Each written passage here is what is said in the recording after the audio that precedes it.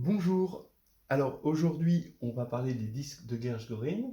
Alors les disques de Gershgorin vont nous permettre de localiser les valeurs propres d'une matrice complexe, les localiser dans le plan complexe.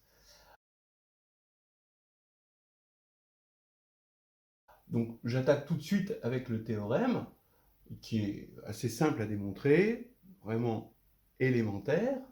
Soit A, la matrice AIJ dans Mn2C, on va appeler D la réunion des disques DI qui sont des disques, on va les prendre fermés. DI, c'est le disque fermé de centre AII, ou si vous préférez le point d'affixe AII, et de rayon somme de J différent de I des modules des AIJ. D'accord ? Donc ces données se voient sur une ligne de la matrice, la donnée DI se voit sur une ligne de la matrice. Donc vous prenez le centre ici et le rayon, c'est ça. Donc les valeurs propres de A sont toutes dans D. Voilà, donc ça permet de les chercher dans un domaine bien délimité, bien circonscrit. La preuve est simple, lambda étant une valeur propre de A, il va falloir montrer que lambda est dans D. C'est-à-dire qu'il existe un I tel que lambda est dans DI. Il se trouve que lambda étant une valeur propre, on peut dégager un vecteur propre. Voilà. Et ce vecteur propre, étant donné qu'il est propre, il est non nul. Alors on choisit le I0 de sorte que le max du module DVI est atteint. Voilà.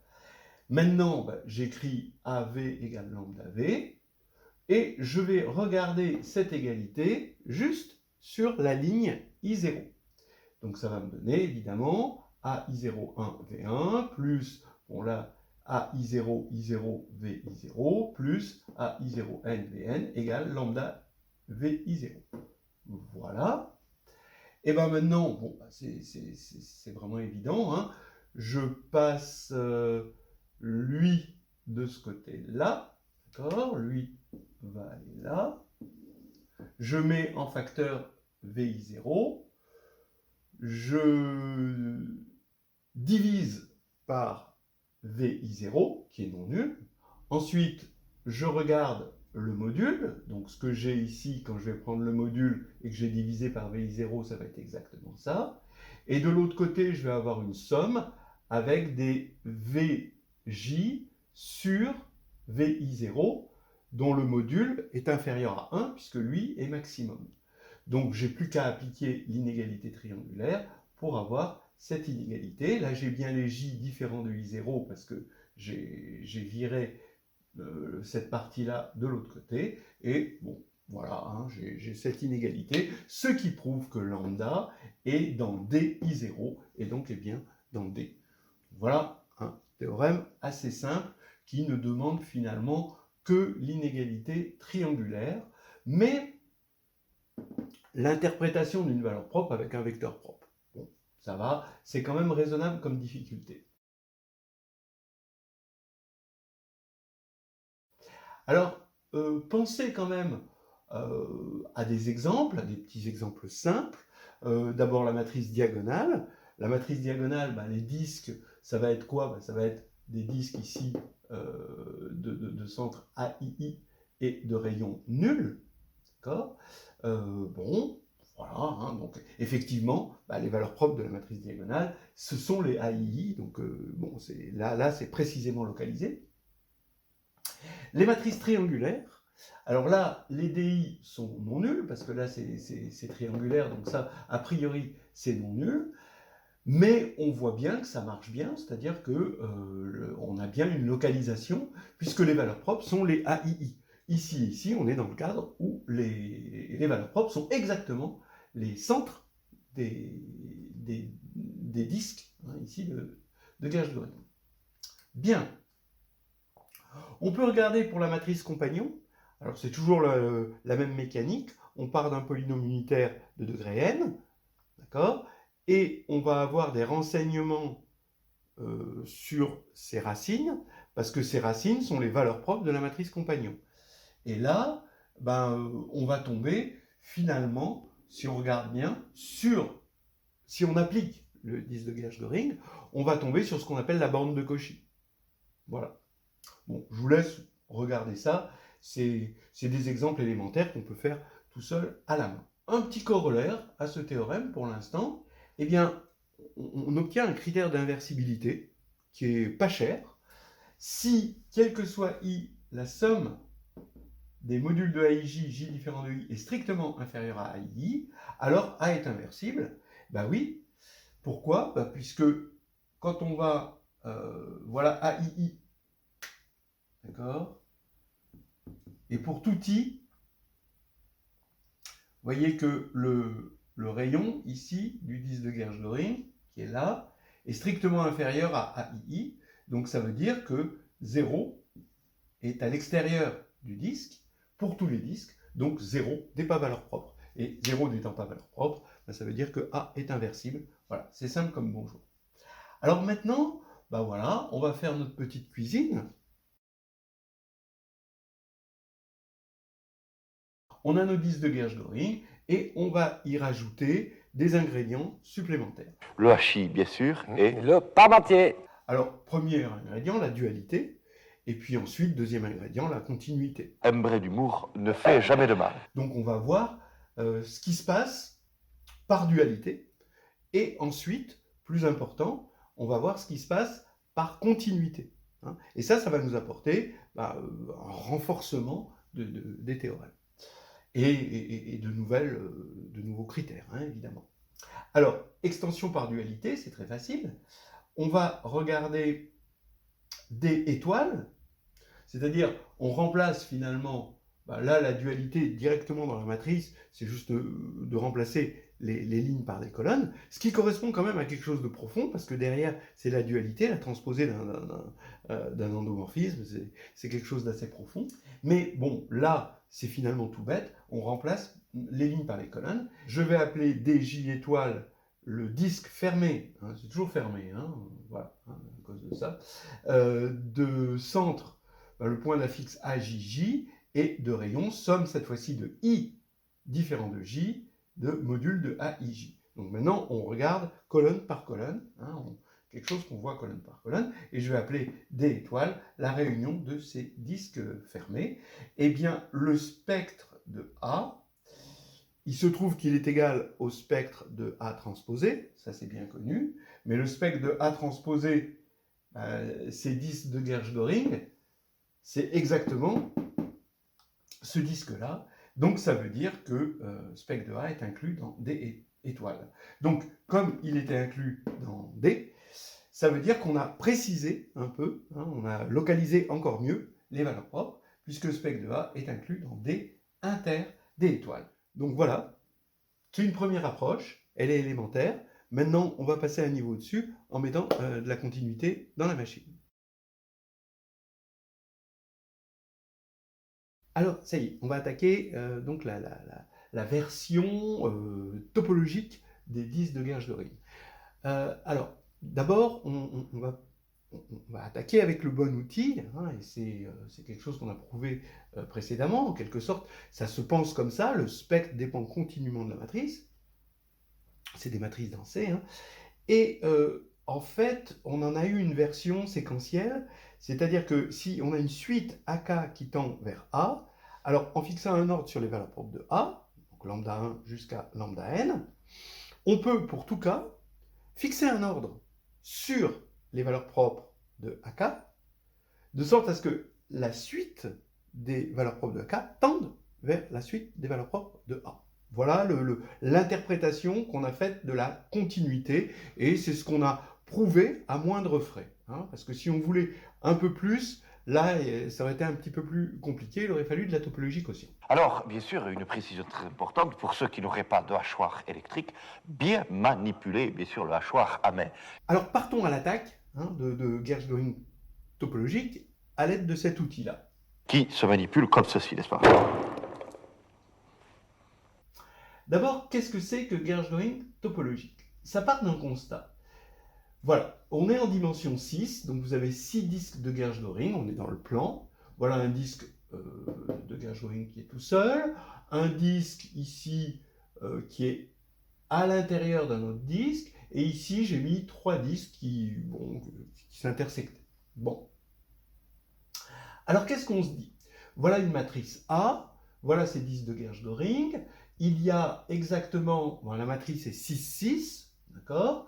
Il y a exactement 6 valeurs propres avec multiplicité pour A, et exactement 6 disques de Gersh-Göring, donc si la vie est bien partagée, il y a une valeur propre par 10 de Gersh-Göring, donc on va trouver une valeur propre là-dedans, une valeur propre là-dedans, une là-dedans, une là-dedans, une là-dedans, une là-dedans. Bon, ça marche pour les matrices diagonales et les matrices triangulaires, ça on l'a vu. Mais maintenant, est-ce que ça marche en général? Eh bien, il se trouve que non. On va prendre ce petit exemple en 2, 2. Vous prenez 0, 1, 6, 1. Je vous laisse vous convaincre que les valeurs propres, c'est lambda égale moins 2, 3. Et les disques de Gersh-Göring, vous avez un disque de centre, point d'affixe 0 et de rayon 6, un point d'affixe 1 et de rayon 1. Donc voilà le grand disque de centre 0 et de rayon 6. Voilà son centre ici. Et l'autre qui est de centre 1 ici et de rayon 1. Eh bien, pas de chance, d'accord? Vous allez avoir vos valeurs propres que j'ai mises en rouge ici et ici. Eh bien, les deux sont dans celui-ci, mais ne sont pas dans celui-là, d'accord? Donc, il n'y a pas une valeur propre dans chaque disque. Voilà, c'est comme ça, il faut en faire le deuil. Donc, qu'est-ce qui se passe? En fait, la vérité est topologique, c'est-à-dire qu'il va y avoir deux valeurs propres là-dedans, une valeur propre là-dedans et trois valeurs propres là-dedans, sans qu'on puisse dire où sont les valeurs propres exactement, mais globalement, il va y avoir le bon nombre de valeurs propres, mais dans chaque composante connexe. Il faut changer dans l'idée qu'on se fait du placement des valeurs propres, la notion de disque de Gersh-Göring en la notion de composante connexe de disque de Gersh-Göring. Soit A, une matrice de Mn de C, D, la réunion pour J égale 1 à K de Cj, donc ça c'est la réunion disjointe, hein, la décomposition en composantes connexes de D, donc ici vous voyez que vous avez trois composantes connexes, hein, K égale 3. Pour tout J, J de 1 à K, donc ici pour les trois là, soit Nj le nombre de disques dj dans Cj. Donc ici, si on les appelle 1, 2 et 3, vous avez N1 égale 2, N2 égale 3, N3 égale 1. Alors, il y a exactement Nj valeurs propres de A dans Cj. Voilà, donc il va y avoir deux valeurs propres là-dedans, trois valeurs propres là-dedans et une valeur propre là-dedans. Voilà. Alors, allons-y. Je vais dire que A possède la propriété P s'il y a justement exactement Nj valeurs propres de A dans Cj. Et donc voici la preuve. Alors, donc vous pouvez la trouver dans le carnet de voyage en algébrie 1.3.43. Alors regardez, je vais juste vous donner l'idée déjà dans un premier temps qui est lumineuse. On va regarder A de T, c'est la matrice AIJ de T, telle que AII de T, c'est AII, donc ça ne change pas. Par contre, si J est différent de I, AIJ de T, c'est TAIJ. Ça veut dire que A de T, ça va être un chemin dans l'espace Mn de C qui va relier A de 0 à A de 1. Mais A de 0, quand on a posé ça égale 0, il ne va rester plus que la diagonale. Donc c'est la diagonale des AI, qu'on connaît bien, on l'a vu en exemple. Et A de 1, évidemment, c'est A. D'accord? Donc on relie quelque chose dont on domine bien les valeurs propres vers quelque chose que l'on domine moins. Et on relie continuellement. Voilà, donc vous voyez l'idée. L'idée c'est quoi? C'est que ici, les valeurs propres, c'est justement les centres des disques de Gersh-Göring. Donc là, les valeurs propres, elles sont là. Et ensuite, elles vont, comme le spectre est continu en A, elles vont aller se balader. Mais quand elles vont se balader, selon le chemin, elles peuvent à la limite changer de disque, mais elles ne vont pas faire des sauts, elles ne vont pas sauter vers, parce que c'est continu. D'accord? Voilà. Donc, voilà. Je pense que déjà, moi, déjà là, je suis convaincu. Mais maintenant, comme on a un théorème un peu lourd, faute d'outils adéquats, on va quand même le démontrer avec l'outil qu'on a. Hein. Donc, voici une preuve. Allons-y. Soit I, c'est l'ensemble des T de 0 à 1, hein, évidemment, tel que A de T vérifie P. Donc, 0 appartient à I. D'accord? Puisque, ici, hein, on connaît bien les valeurs propres, et elles sont situées exactement là où on veut. Et ce que l'on veut, c'est que A vérifie la propriété P, c'est-à-dire que 1 appartienne à I. Voilà. Donc maintenant, I est non vide, on est content. On va pouvoir appeler petit s la borne supérieure de grand I. Et j'affirme déjà que petit s est un max. Donc ce que je veux montrer, évidemment, c'est que S égale 1. Mais au moins, dans un premier temps, j'affirme que S est un max. Pourquoi? Parce que si c'était un sup, alors il existerait une suite TK de I qui tend vers S, bien sûr. C'est la définition du sup, hein, séquentielle. Et donc, on aurait forcément A de TK qui tendrait vers A de S, parce que les coordonnées sont continues en T. Du coup, on aurait dans A de TK, puisque TK est dans I, on aurait NJ valeurs propres de A de TK dans CJ, pour tout J. Or, CJ est fermé, donc ça veut dire qu'on a au moins pour l'instant, NJ valeurs propres de A de S dans CJ. Alors, je vous rappelle que une composante connexe, dans D, ici, chaque composante connexe est à la fois ouverte et fermée. Ça, c'est vendu avec la connexité. Hein.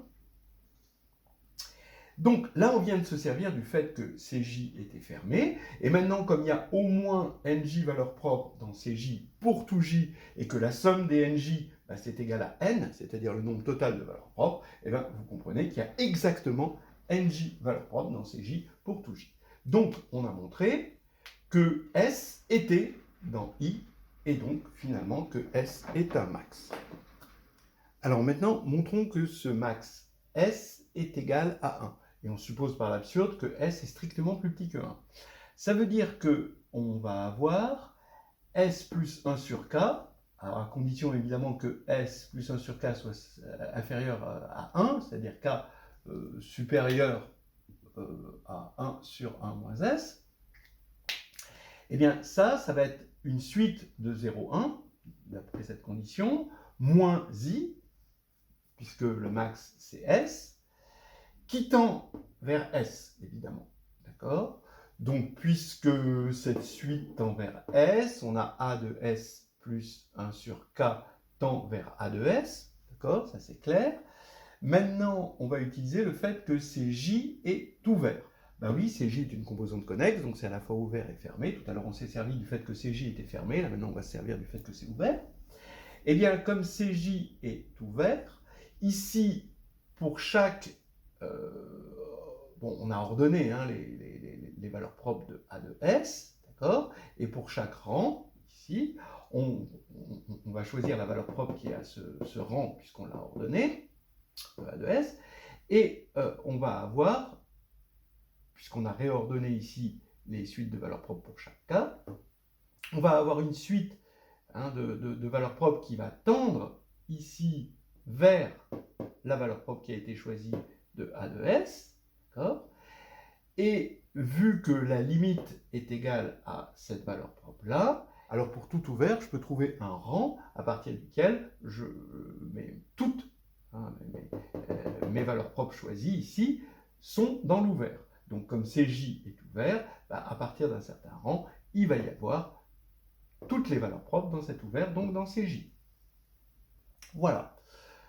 Ce qui veut dire qu'on va pouvoir faire ça sur NJ valeurs propres de ça, et on va avoir au moins NJ valeurs propres dans CJ. Alors, le même raisonnement que tout à l'heure, va dire comme il y a N valeurs propres en tout, et que la somme des NJ, ça fait n, et donc ça va nous faire nj valeurs propres exactement pour la matrice A de S plus 1 sur K, K étant assez grand. Voilà. Et ça c'est absurde puisque, par construction, A de S plus 1 sur K ne vérifie pas la propriété P. Voilà, donc on a démontré ce théorème qui n'est pas si difficile finalement, et si on n'est pas déjà convaincu en lisant Histoire hédoniste de groupes et de géométrie et CVA que topologie et réduction font bon ménage, là on finit de l'être. Comme corollaire, regardez un joli critère de diagonalisabilité. Si les disques de Gershgoring sont 2 à 2 disjoints, alors A est diagonalisable. Ben oui, parce que s'ils sont 2 à 2 disjoints, voilà, les composantes connexes, on sait que les valeurs propres vont être ici. On aura donc des valeurs propres 2 à 2 distinctes, et là c'est terminé. On sait que c'est diagonalisable, donc on a un petit critère de diagonalisabilité vite vu, d'accord, on le vérifie tout de suite sur la matrice, et c'est assez immédiat. Évidemment, la réciproque est fausse, mais c'est un petit critère bien sympathique, et qui nous est apporté par la topologie. J'ai beau être matinal, j'ai mal.